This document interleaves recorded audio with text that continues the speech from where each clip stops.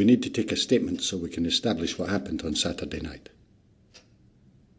What time did you get back to David's flat? What time? I don't know. Can you give us an estimate? I don't remember. Would your pals remember what time you left the club? He seemed nice.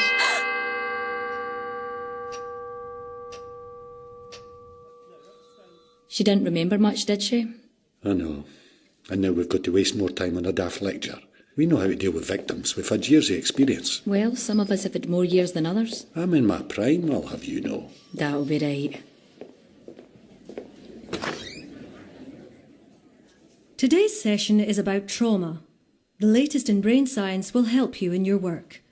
I'll start with a tour of the parts of the human brain. The reptilian brain maintains basic bodily functions. The limbic system is also instinctive. It deals with fear and pleasure. For example, you pat a dog, it senses pleasure, and without thinking, wags its tail.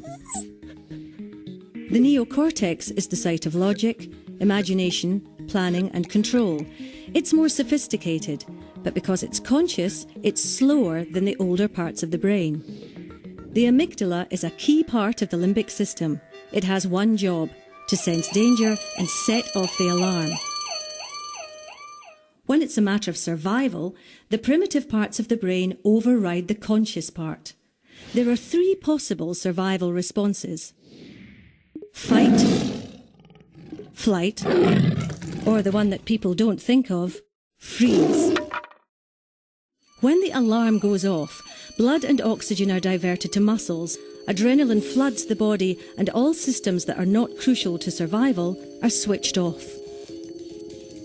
Normally, the job of the hippocampus is to file memories so you can retrieve them later, but in times of danger, it stops filing memories, which makes it harder to gather evidence later on. Instead, the hippocampus switches to pumping cortisol. What's useful about cortisol is it stops us feeling pain, so we can focus on survival. Can anyone give me an example? A farming accident where a man carried his own arm for a mile without feeling any pain? Yes, excellent example. It is an evolutionary safety mechanism which is fast and instinctive. In essence, it's our body's very clever way of protecting us. To recap, an example of the three parts of the brain working together. You're standing at a bar. Your reptilian brain is keeping your heart beating. You're enjoying the pleasure of a nice pint with your limbic system. You're using your neocortex to work out if there's time for another before the last train. What could happen to make the amygdala kick in? What if this happened? The way you'd respond would depend not on your logical brain, but on your instinctive brain. Being glassed in a bar would be a traumatic experience. Who can give me another example of an event that can cause trauma? War? Rape? A car crash? Good, yes. Trauma occurs when a person is overwhelmed by something beyond their control.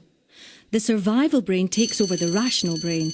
It can lead to post-traumatic stress disorder, PTSD, with symptoms that last at least a month.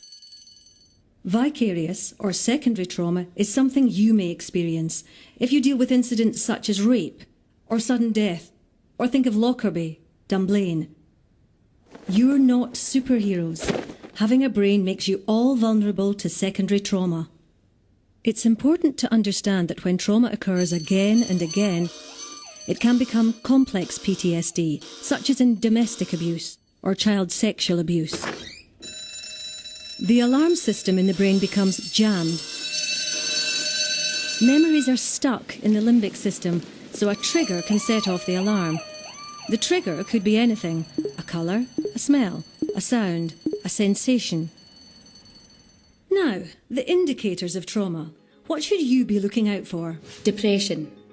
Crying a lot? Yes, that's one response. And at the other end of the spectrum, total numbness. Nightmares? Flashbacks? Stress. Good, yes. And they may feel sick. Also, shame, feelings of guilt, inability to enjoy sex, social isolation, triggers. People often feel overwhelmed by the symptoms of trauma. This can lead to using alcohol or other drugs to block out memories, or self-harm, or dissociation when a person's mind detaches from reality. Indicators can be specific to the type of trauma. Say, dental problems, when someone who was orally abused avoids going to the dentist. A victim of abuse might bond strongly to her abuser. This is known as traumatic bonding, or Stockholm syndrome. And jumbled up memory, when a person's normal recording of memories doesn't work. Can you recall any times you've seen that symptom? What time? I don't know. A traumatised person may not seem like her usual self, or may be hypervigilant, on edge, or being startled by everyday things. Everyone is different. You never know what impact trauma will have. Symptoms can change from day to day. So what does all this mean, in practice, in your job? A traumatised person's brain is protecting them, but that normal human response of self-protection can get in the way of evidence gathering. The US military has developed new trauma-informed interviewing techniques that you can use to work around this. Research shows that if someone seems vacant, they could be distracted by their traumatic memories. Try to ground them by asking a simple, non-patronising question such as, "Are you thirsty? Do you want a glass of water?" This can help bring them back to the here and now. Don't expect a logical, linear story. Ask, "What can you recall just now?" Find out what the victim physically felt or saw. Working this way, from the instinctive sensory parts towards the logical parts of the brain, you'll get more results. In conclusion, 4 things for you to take away. Trauma response is the brain in survival mode. Repeated abuse can make trauma symptoms worse. In response to trauma, people will behave in unexpected ways.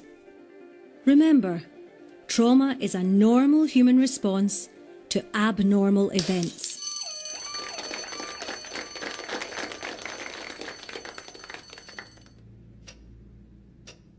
We know that you've gone through a really painful experience, but we need to take a statement to understand what happened on Saturday night. Are you able to tell us anything that you remember about his flat? Anything at all? A dog. Barking. Are you able to remember any physical sensations or feelings that you had? Cigarette smoke. I can smell it now. What was going through your mind? I couldn't understand it. I just couldn't move, or even scream. To freeze is a perfectly normal response. So you start with the memories, you don't start at the beginning. You have to engage with our feelings to get to the facts. Makes sense. Check you, Professor, getting all sciencey on us. Well, if it gets us usable evidence. There's life in the old dog yet. Oi,